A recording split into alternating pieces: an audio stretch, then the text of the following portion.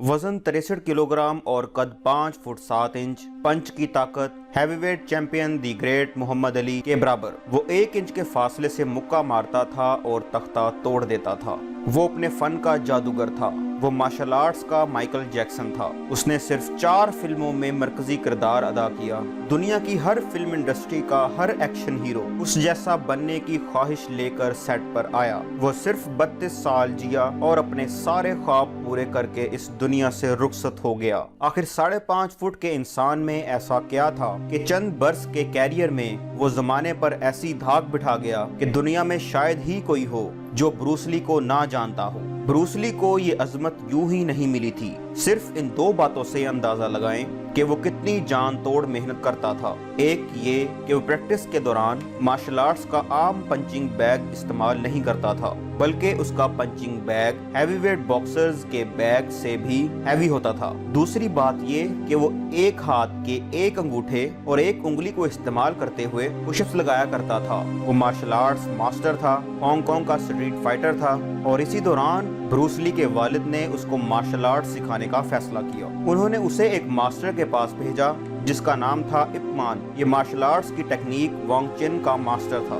Bruce Lee ने martial arts के अव्वलीन दावपेच और बारीकियां इसी से सीखी थी। इप मान के अलावा वांग शिंग लिंग भी ब्रूस ली का उस्ताद था। ट्रेनिंग के साथ अब ब्रूस ली की महारत बढ़ रही थी और साथ में झगड़ों की तादाद भी। कई बार मामला पुलिस तक पहुंचा। एक बार तो पुलिस ने ब्रूस ली के वालिद को आखिरी वार्निंग दी कि अब अगर ब्रूस ली की लड़ाई हुई तो वो इसे गिरफ्तार कर लेंगे। इसलिए उन्होंने सोचा कि ब्रूस ली को दंगे फसाद के माहौल से दूर भेज देना चाहिए। तो उन्होंने ब्रूस ली को अमेरिका में अपने एक अजीज के पास भेज दिया जिसका वाशिंगटन में एक रेस्टोरेंट था। ब्रूस ली दिन में तालीम हासिल करता और शाम को इसी होटल में काम करता, लेकिन उसके क्लास फेलोज उसकी तालीम से ज्यादा उसके मार्शल आर्ट से मुतासिर होते थे। चाइनीज कुंग फू तो वैसे भी दुनिया भर में मकबूल था, तो बहुत से अमेरिकी ब्रूस ली से कुंग फू सीखने की फरमाइश करने लगे। ब्रूस ली अब इतना समझदार हो गया था कि उसने अब इस कुंग फू ट्रेनिंग को बिजनेस में बदल लिया था। उसने तालीमी इदारों में कुंग फू सिखाना शुरू कर दिया और एक ऐसे ही इदारे में उसे एक लड़की मिली। ये लड़की थी लिंडा को ब्रूस ली और ब्रूस ली को लिंडा इतने पसंद आए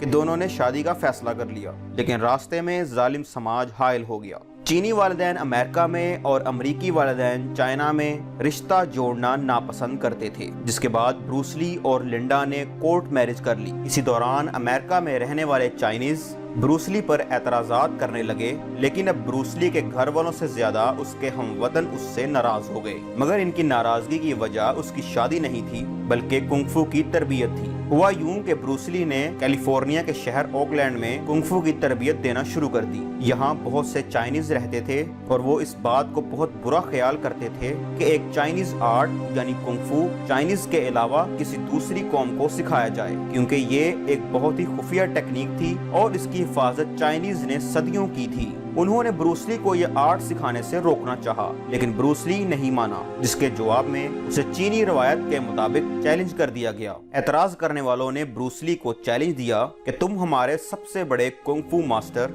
वांग जैक पैंग से मुकाबला करो। अगर तुम जीत गए तो भले कुंग फू सिखाते फिरना, लेकिन अगर हार गए तो सब उस्तादी शागिर्दी बंद। ब्रूस ली के लिए तो जैसे ये खेल था और वो लम्हों में मान गया। मुकाबला शुरू हुआ और ब्रूस ली ने 3 मिनट में अपने मद्दे मुकाबिल को पछाड़ दिया। वो जीत तो गया, लेकिन इस फतह पर वो खुश नहीं था, बल्कि कुछ मायूस था और परेशान सा था, क्योंकि उसके स्टैंडर्ड्स बहुत हाई थे। क्योंकि उसके ख्याल में उसे ये मुकाबला चंद सेकंड्स में जीत लेना चाहिए था। 180 सेकंड्स तक मुकाबला चलना उसकी नजर में एक कमजोरी थी। कहते हैं 2000 मुक्के, 1000 किक्स, 8 किलोमीटर की दौड़ और 24 किलोमीटर की साइकिलिंग उसकी डेली रूटीन थी। ब्रूस ली की बीवी के मुताबिक अब वो और जनूनी हो गया था। उठते बैठते खाते पीते वो सिर्फ जिस्मानी मुशक्कत में ही लगा रहता। यहाँ तक के बाज़ औक़ात अपनी बीवी को भी कोई चीज थमाकर खड़ा कर देता कि जरा यहीं रुको, मुझे एक खास एंगल से एक खास दाव आजमाना है। लेकिन ये सब कुछ इतना हैरत अंगेज नहीं था जितना हैरत अंगेज उसका 1 इंच पंच था।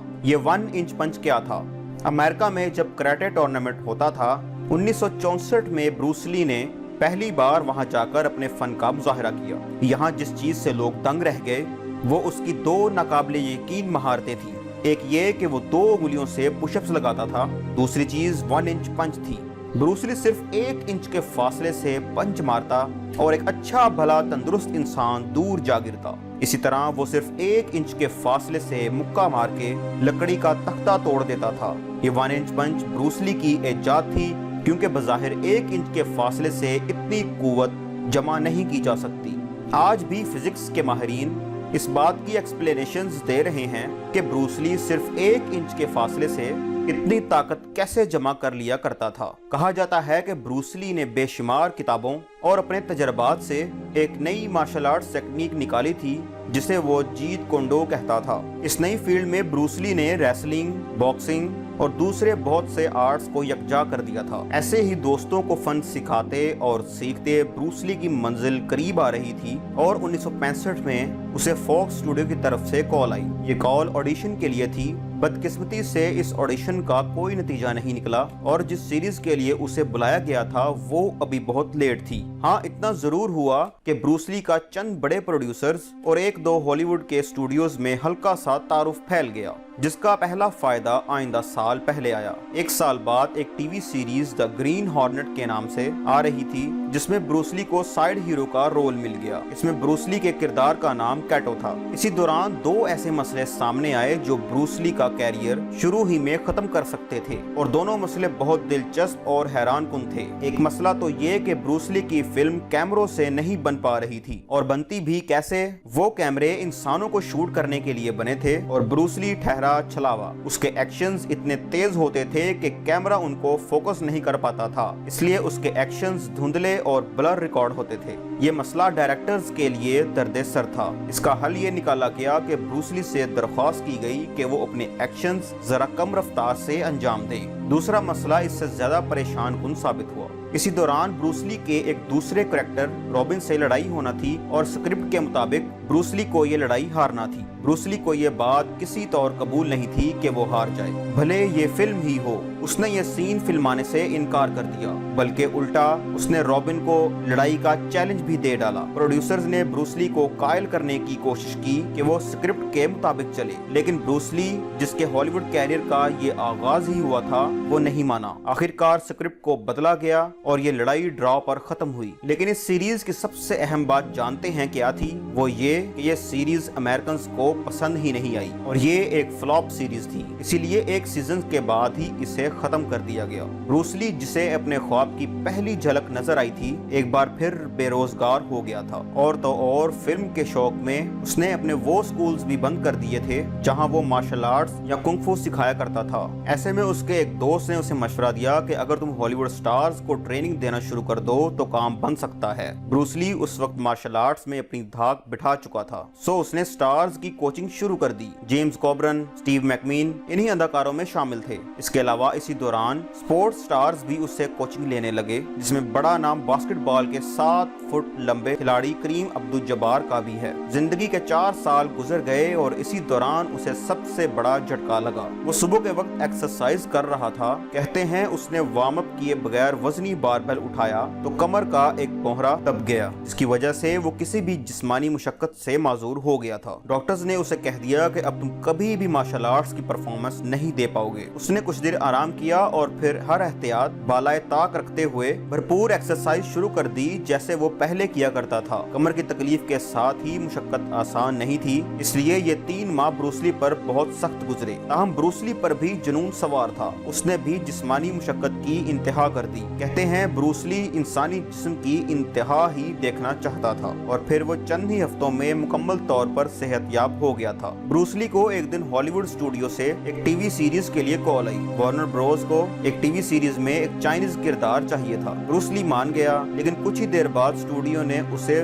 बतौर हीरो लेने से इनकार कर दिया। एक बार फिर वही मसला कि अमरीकी अवाम गैर मुल्की को बतौर हीरो कबूल नहीं करेगी, खसूसन एशियन को। हद ये थी कि एक अमरीकी अदाकार को मेकअप करके चाइनीज टच दिया गया और ये सीरीज बनाई गई। अब ब्रूस ली ने अपनी इसी कमजोरी ही को अपनी ताकत बनाने का फैसला किया। वो अमेरिका छोड़कर वापस हांगकांग आ गया और चाइनीज फिल्म इंडस्ट्री ज्वाइन कर ली। यानी अब चाइनीज स्टार चाइनीज ऑडियंस ही के लिए काम करेगा। जो अमेरिका में उसकी कमजोरी थी वही अब हांगकांग में उसकी ताकत थी। ब्रूस ली वैसे भी अब हांगकांग के लोगों के लिए अब अजनबी नहीं रहा था। अमेरिकी TV series the green hornet Hong Kong में कैटो शो के नाम से चलाई जा चुकी थी, हांगकांग के लोगों ने उसे अपनायत और मोहब्बत से देखा और इसे बेहद पसंद किया था। हांगकांग में ब्रूस ली को लोग घर घर में कैटो के नाम से जानने लगे थे, इसलिए जल्द ही उसे 2 अच्छी ऑफर्स मौसूल हुई।